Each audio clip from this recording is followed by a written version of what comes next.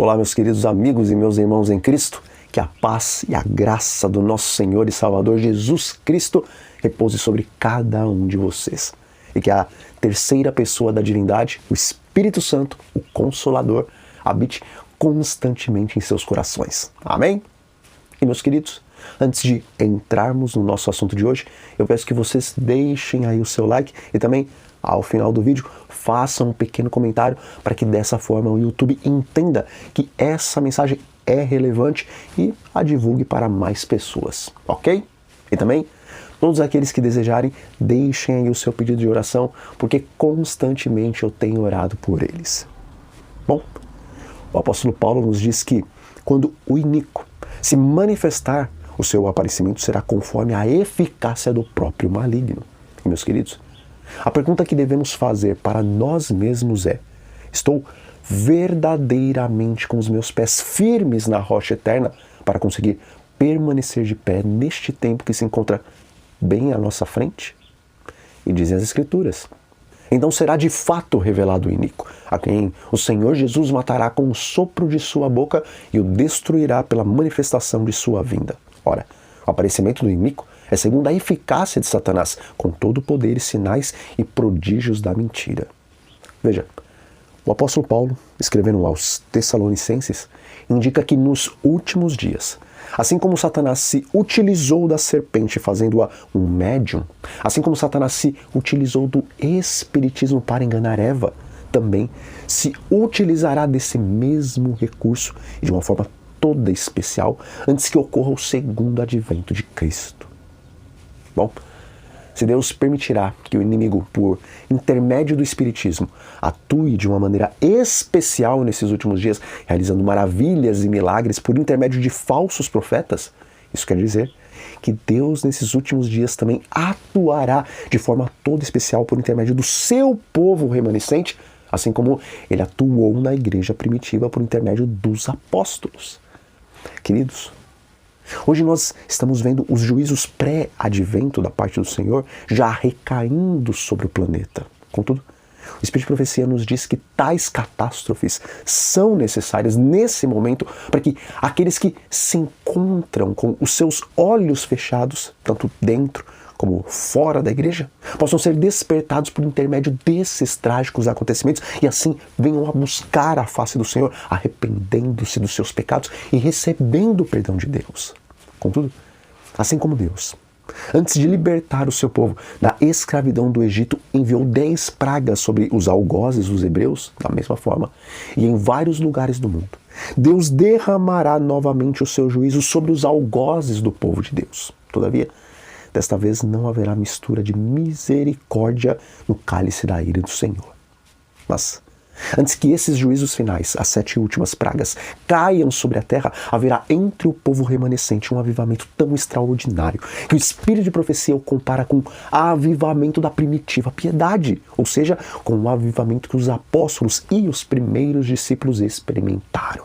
Contudo, apesar de em alguns momentos o Espírito da Profecia comparar o que há de acontecer no avivamento final com o que aconteceu no primeiro avivamento, em Joel, no capítulo 2, versículo 23, nós vemos que o que ocorreu no grande avivamento do dia de Pentecostes foi o derramamento da chuva temporã do Espírito Santo, mas o que ocorrerá no segundo e grande avivamento da igreja será a chuva serôdia. E se o Espírito do Senhor compara as chuvas temporãs e as serôdias, que ocorriam para o plantio da semente e para a colheita com as primeiras e as segundas chuvas do poder de Deus, então, assim como as chuvas serôdias para a colheita eram mais abundantes do que as chuvas temporãs, da mesma forma, a chuva serôdia do Espírito Santo será mais abundante e impactante do que a chuva temporã. E diz o Espírito de Profecia: o Espírito e o poder de Deus serão derramados sobre seus filhos. Naquele tempo, muitos se separarão das igrejas em que o amor deste mundo suplantou o amor a Deus e a sua palavra. Muitos, tanto pastores como leigos, aceitarão alegremente as grandes verdades que Deus providenciou fossem proclamadas no tempo presente, a fim de preparar um povo para a segunda vinda do Senhor. Bom, apesar de ser um inimigo derrotado, ainda assim, Satanás não vai retroceder nesse grande conflito e ele, juntamente com seus anjos, se utilizarão de todos os artifícios que puderem para, se possível fosse, anular esse grande derramamento do poder de Deus sobre o seu povo. E sendo assim, antes que chegue o tempo para este grande e abundante derramamento do Espírito Santo, o inimigo das almas vai levantar uma contrafação.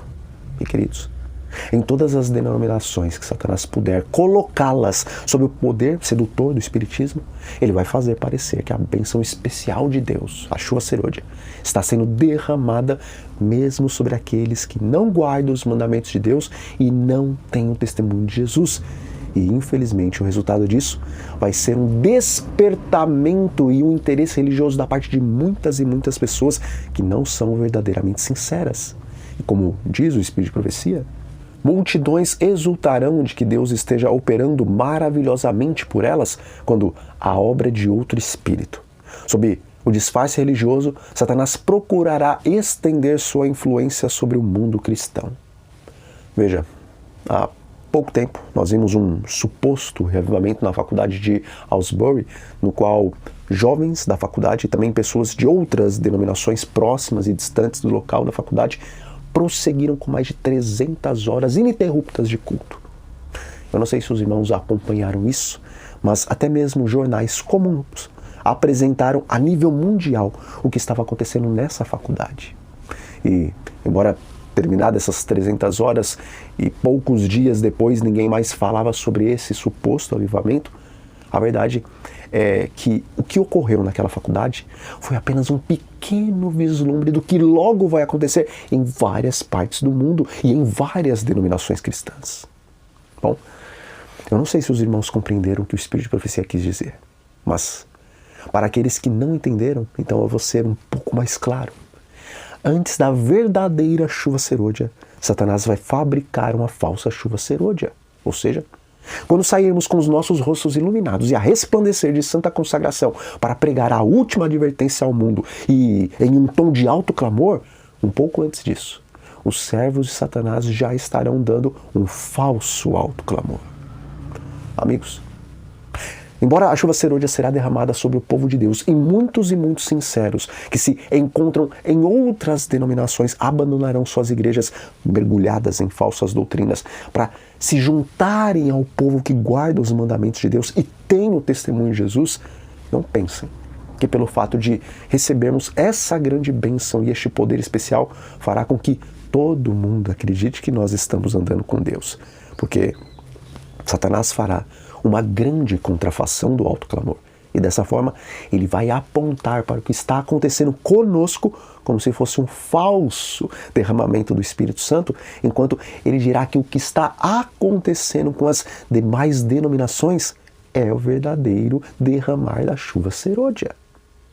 Tempos difíceis nos aguardam bem à frente, e só poderá permanecer de pé aqueles que agora estão se preparando para o grande e último conflito. Portanto, eu oro a Deus para que Ele abra os nossos olhos, para que compreendamos que nós não estamos em um parque de diversões, mas sim em uma terrível guerra, a maior de todas, a grande guerra cósmica da verdade contra a mentira. E que nesses últimos momentos o Senhor nos ajude a não sermos enganados pelo falso derramamento do Espírito Santo, mas que permaneçamos no reto caminho, recebendo a verdade que vem diretamente do Consolador e sendo santificados nela. Amém? Bom, meus queridos, nós vamos ficando por aqui. Mas antes, vamos fazer uma oração. Senhor, nosso Deus e nosso Pai que está nos céus, santificado seja o teu nome. Pai, bem diante de nós se encontra o último conflito entre a verdade e o erro, e o inimigo das almas fará parecer que a bênção da chuva serôdia também será derramada sobre aqueles que têm acolhido o espiritualismo em suas igrejas. Ajuda-nos, Senhor, a não sermos enganados por esse falso reavivamento e ajuda-nos a nos prepararmos para darmos um alto clamor a fim de que os sinceros que se encontram em outros apriscos se juntem às ovelhas do verdadeiro aprisco. Isso te pedimos e agradecemos. Em nome de Jesus. Amém. Então, fiquem todos com a paz do nosso Senhor e Salvador Jesus Cristo e até a próxima.